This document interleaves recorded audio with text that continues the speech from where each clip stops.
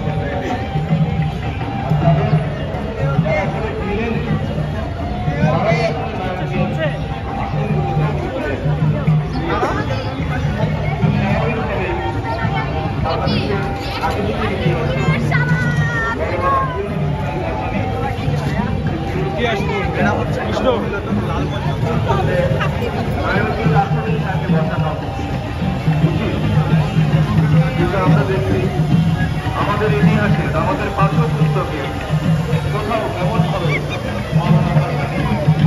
উচ্চারিত নাম নয়, উল্লিখিত নেই। কেন নেই? তার কারণটিও খুব স্পষ্ট। ভাষা নিয়ে